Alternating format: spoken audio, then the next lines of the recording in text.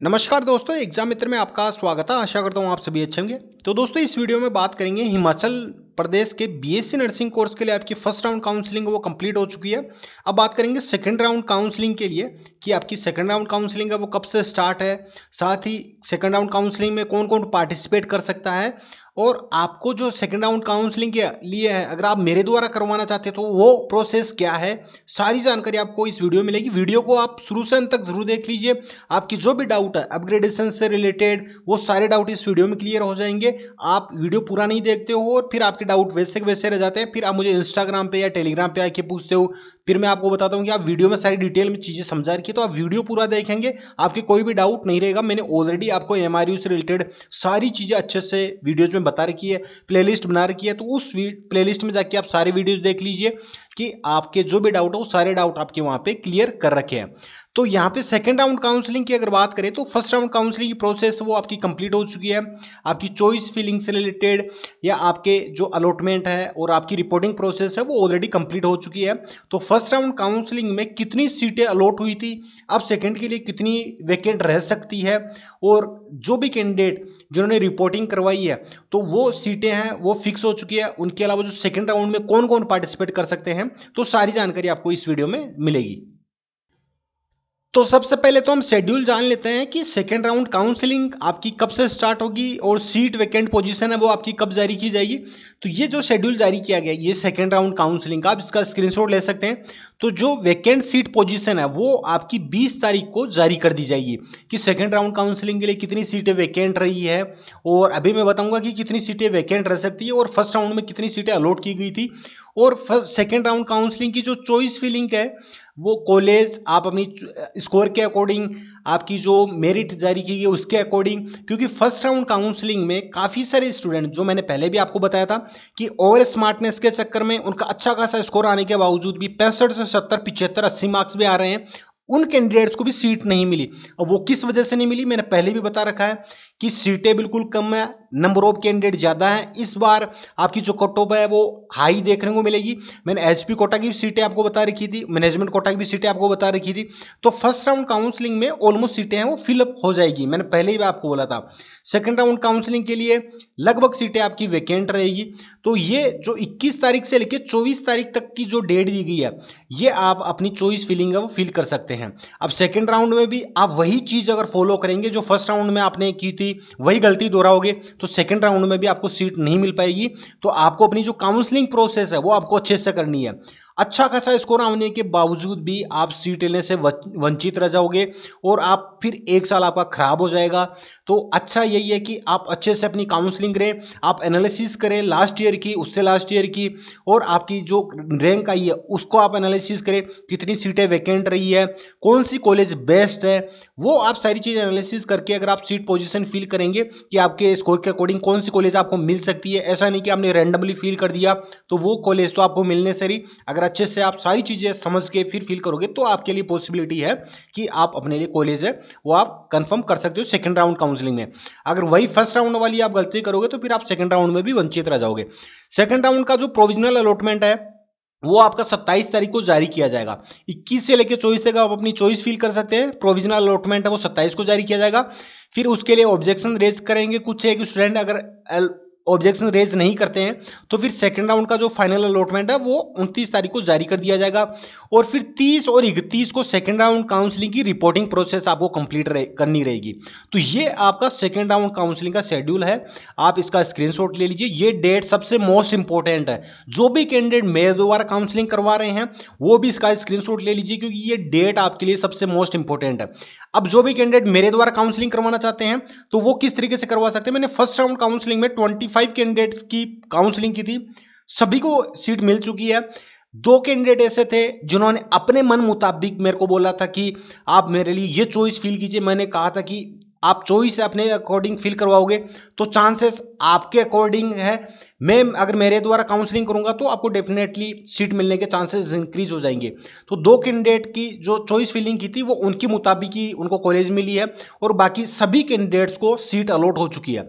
अभी तक मैंने जिनकी भी काउंसलिंग की सभी को सीट अलॉट हुई है। तो अगर आप मेरे द्वारा काउंसलिंग करवाना चाहते हैं तो डिस्क्रिप्शन बॉक्स में आपको लिंक दिया गया है, उस लिंक के माध्यम से आप अपने आप को एनरोल कर सकते हैं सेकेंड राउंड काउंसलिंग के लिए।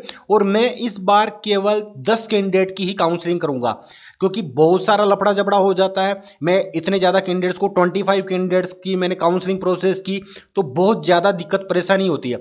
मेरे पास कोई टीम नहीं है तो मैं अकेला खुद ही करता हूँ, सेल्फ मेरे द्वारा सारी प्रोसेस की जाती है।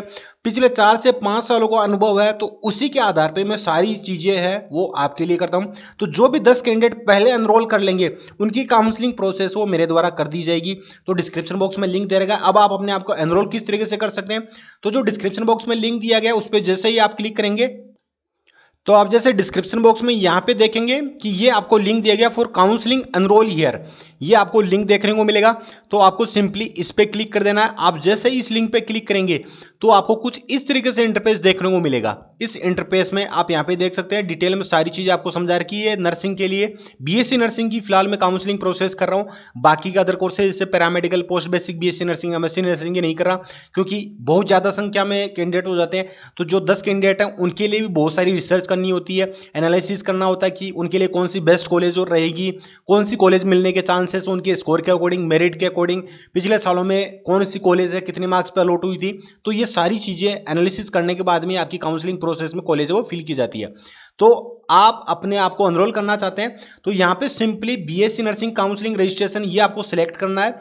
ये अभी फिलहाल मैं इनकी प्रोसेस नहीं कर रहा, तो बीएससी नर्सिंग की कर रहा हूँ, तो यहाँ पे सिलेक्ट करके आपको एनरोल नाउ पे क्लिक कर देना है। ये एनरोल नाउ का बटन दिखाई देगा, इस पे आप जैसे ही क्लिक करेंगे तो इस तरीके से इंटरफेस आपके सामने आ जाएगा। अब इसमें आपको जल्दबाजी नहीं करनी है, अब एक बार देख लीजिए कि क्या क्या डिटेल आपको फिल करनी है। अपना फर्स्ट नेम, लास्ट नेम, ये डिटेल आपकी बिल्कुल करेक्ट होनी चाहिए। आपकी ईमेल आईडी, अपनी कॉन्टैक्ट डिटेल, और यहाँ पे आपको फिल करना है AMRU BSc nursing second round counselling. मैं फिर से बोल रहा हूँ, यहाँ पे आपको फिल करना है AMRU BSc nursing second round counselling. पहले राउंड की जो काउंसलिंग हुई थी उसमें काफ़ी सारे कैंडिडेट ने यहाँ पे बीएससी नर्सिंग काउंसलिंग बस यही मेंशन कर दिया था, तो उससे कन्फ्यूजन हो जाती है कि आप कौन से स्टेट के लिए किसकी आप काउंसलिंग करवा रहे हो। तो यहाँ पे आपको डिटेल फिल करनी है AMRU BSc nursing second round counselling. यहाँ आपको अपने रोल नंबर या एप्लीकेशन फॉर्म नंबर है वो आपको यहाँ पे फिल करने हैं। और यहाँ पे सबसे मोस्ट इंपॉर्टेंट है इंस्टाग्राम प्रोफाइल लिंक। यहाँ पे आपको अपनी इंस्टाग्राम की प्रोफाइल लिंक आपको प्रोवाइड करनी है। तो जो भी कम्युनिकेशन रहेगा वो आपके इंस्टाग्राम के माध्यम से रहेगा। जो भी कॉल रहेगा तो मैं कॉल भी इंस्टाग्राम पे ही करूँगा आपको, और जो टेक्स्ट से या जो भी अपडेट आएगी वो सारे के सारे आपके जो भी डाउट है वो इंस्टाग्राम के माध्यम से आपके सोल्व किए जाएंगे। तो इंस्टाग्राम प्रोफाइल का लिंक आपका बिल्कुल करेक्ट आपको मेंशन करना है। आप जैसे अपने आप को एनरोल कर लें तो आप मुझे डायरेक्ट मैसेज कर सकते हैं exam_मित्रा के नाम से टेलीग्राम है, सॉरी इंस्टाग्राम, तो उस पर आप मुझे मैसेज कर सकते हैं। इंस्टाग्राम का लिंक भी डिस्क्रिप्शन बॉक्स में दे रखा है। तो यहाँ पे आप अपनी प्रोफाइल मेंशन करनी है, फिर आपको प्रोसीड टू पे पे आपको क्लिक कर देना है। तो आप जैसे ही प्रोसीड टू पे पे आप यहाँ पे क्लिक करेंगे, जैसे कि कंप्लीट डिटेल यहाँ पे फिल की हुई आपको दिखाई दे रही होगी। यहाँ पे ये मेरे वाली आईडी फिल नहीं करनी है, आपको अपनी जो इंस्टाग्राम आईडी का प्रोफाइल लिंक है वो आपको यहाँ पे मेंशन करना। मैंने एग्जांपल के तौर पे यहाँ पे बताया, क्योंकि फर्स्ट राउंड काउंसलिंग में काफ़ी सारे कैंडिडेट्स ने ये मिस्टेक की थी। प्रोसीड टू पे पे आपको क्लिक कर देना है। आप जैसे ही प्रोसीड टू पे पे क्लिक करेंगे इस तरीके से इंटरफेस देखने को मिलेगा। अब यहाँ पे आपको सारे पेमेंट ऑप्शन अवेलेबल करवा रखे हैं, जैसे कि भीम यूपीआई से, फोन पे, गूगल पे, Paytm, credit card, debit card, net banking, कोई सा भी पेमेंट मेथड आप चूज कर सकते हैं। जैसे ही पेमेंट आप कंफर्म करेंगे आपकी डिटेल मेरे पास में आ जाएगी। फिर आप इंस्टाग्राम के माध्यम से आपकी जो भी डाउट हो सारे डाउट आप वहाँ पे क्लियर कर सकते हो। जो भी अपडेट या कम्युनिकेशन रहेगा वो इंस्टाग्राम के माध्यम से रहेगा। तो ये तो प्रोसेस हो गया आपका। अगर आप मेरे द्वारा काउंसलिंग करवाना चाहते हो, मैं फिर से आपको बता रहा हूँ, मैं केवल 10 कैंडिडेट की करूंगा। 10 कैंडिडेट के बाद में जो भी एनरोल होगा मैं इस लिंक को डीएक्टिवेट कर दूंगा। तो जो पहले एनरोल कर लेगा उसकी काउंसलिंग मेरे द्वारा कर दी जाएगी। और सबसे मोस्ट इंपॉर्टेंट, सभी स्टूडेंट ये सोच ले कि जैसे कि आप मेरे द्वारा काउंसलिंग करवा रहे हैं तो मैं गारंटी नहीं देता हूं। मेरे द्वारा जो काउंसलिंग प्रोसेस की जाती है अभी तक सभी को सीट अलॉट हुई है, सभी को सीट मिली है। आप इस चक्कर में एनरोल ना करें कि 100% गारंटी देंगे। मेरी तरफ से पूरी कोशिश रहती है, मैं पिछले 4 से 5 सालों की जो अनुभव उसके आधार पे काउंसलिंग करता हूं, फिर भी मैं गारंटी नहीं देता। तो मेरे द्वारा अगर काउंसलिंग करवाते हो तो आपके चांसेस है वो इंक्रीज हो जाते हैं।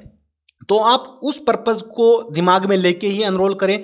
काफ़ी सारे स्टूडेंट हैं यहाँ पे एनरोल करने की कोशिश करेंगे, तो मैं पहले ही बता देता हूँ 10 कैंडिडेट की मैं यहाँ पे काउंसलिंग करूँगा।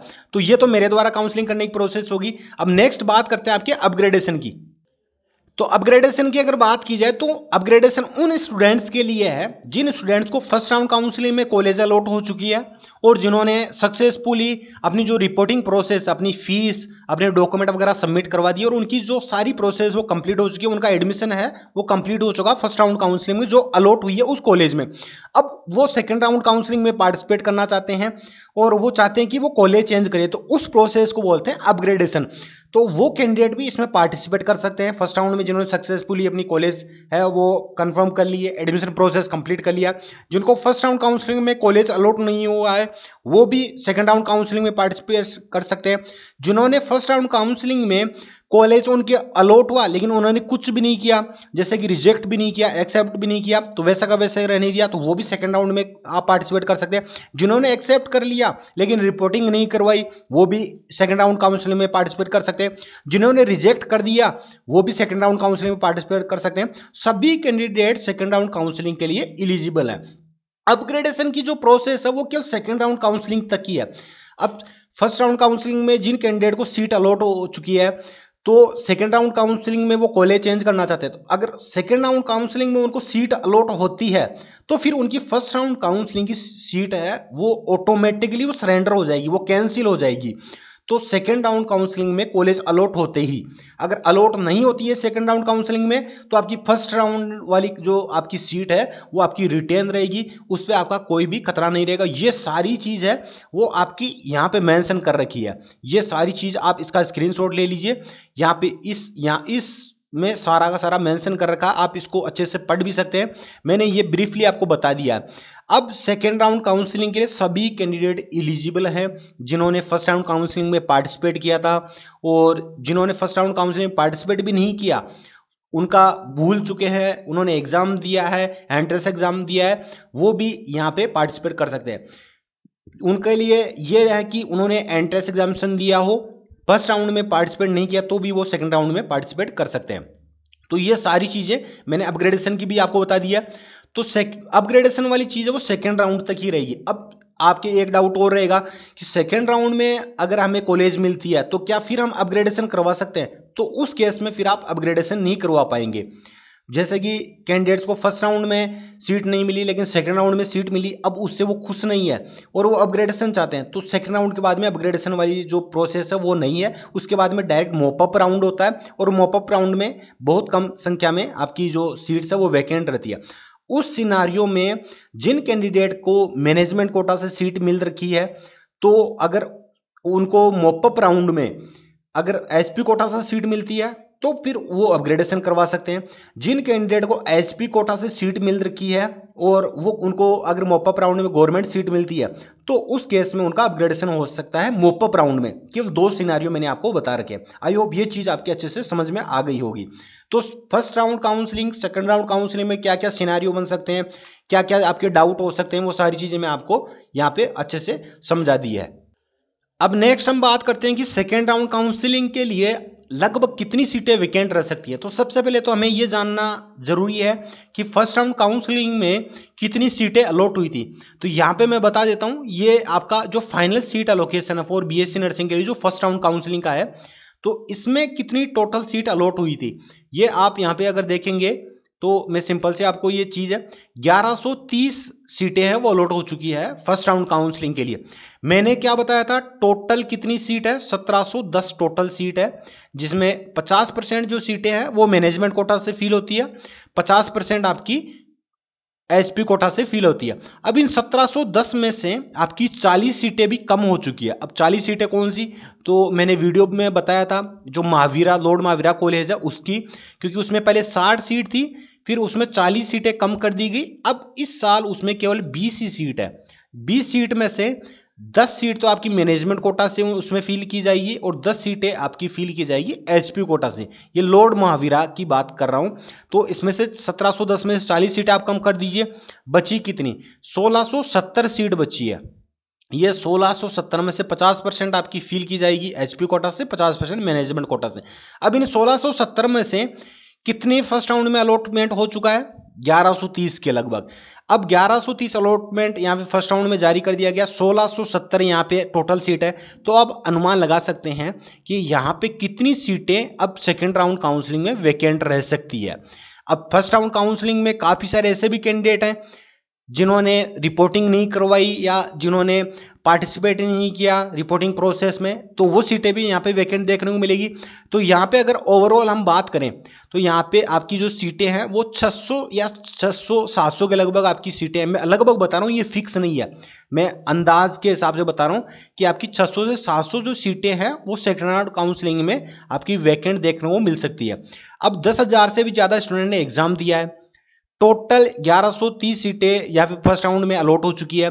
वैकेंट रहने के चांसेस कितने हैं? 600 से 700, इससे भी ज़्यादा भी रह सकती है, 10, 20, 50 या इससे कम भी रह सकती है। मैं एक आपको लगभग बता रहा हूँ कि इतनी सीटें आपकी वैकेंट रह सकती है सेकेंड राउंड काउंसलिंग के लिए, या इससे कम भी रह सकती है, इससे ज़्यादा भी रह सकती है। ये आपका पता चलेगा जब सेकेंड राउंड काउंसलिंग के लिए आपकी सीट वैकेंट पोजीशन आएगी। ये मैं लगभग बता रहा हूँ। तो यहाँ पे 600-700 में से अब कितने कैंडिडेट बच रहे हैं? 10,000 के लगभग स्टूडेंट ने एग्जाम दिया है, 1130 को अलॉट हुआ है, तो लगभग 9,000 स्टूडेंट अभी भी बिना सीट के हैं। लगभग 9,000 स्टूडेंट अभी भी जिनको सीट अलॉट नहीं हुई है।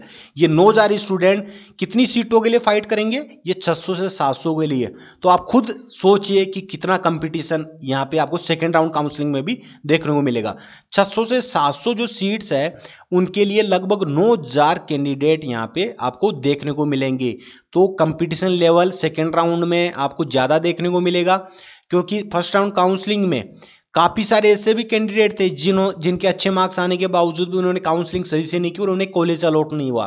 तो आज यहाँ पे मैं ये मान के चल सकता हूँ कि 300 से 400 कैंडिडेट तो वो इस तरीके के देखने को मिलेंगे जिनके अच्छे खासे मार्क्स हैं, जिन्होंने और स्मार्टनेस के चक्कर में काउंसलिंग सही से नहीं की और उन्हें कॉलेज कोई भी अलॉट नहीं हुई। अब वो सही से काउंसलिंग कर लेंगे तो उनको सेकेंड राउंड में अलॉट हो सकती है, अदरवाइज फिर वही सेम गलती दोहराएंगे तो उनके भी चांसेस कम है। आई होप ये मैथमेटिक्स, ये कैलकुलेशन आपके समझ में आ गई होगी। वीडियो पसंद आए वीडियो को लाइक करें, शेयर करें, और जैसे सीट पोजीशन आपको जारी की जाएगी मैं चैनल पे वीडियो के माध्यम से आपको अपडेट प्रोवाइड करवा दूंगा। और टेलीग्राम चैनल का लिंक मैंने डिस्क्रिप्शन बॉक्स में दे रखा है, उसे आप जरूर ज्वाइन कर लीजिए, केवल हिमाचल प्रदेश के कैंडिडेट ही। और जो भी कैंडिडेट मेरे द्वारा काउंसलिंग करवाना चाहते हैं तो वो डिस्क्रिप्शन बॉक्स में लिंक दे रखा है, उनके माध्यम से आप अपने आप को एनरोल कर लीजिए। मिलते हैं नेक्स्ट वीडियो में। धन्यवाद। जय हिंद, जय भारत।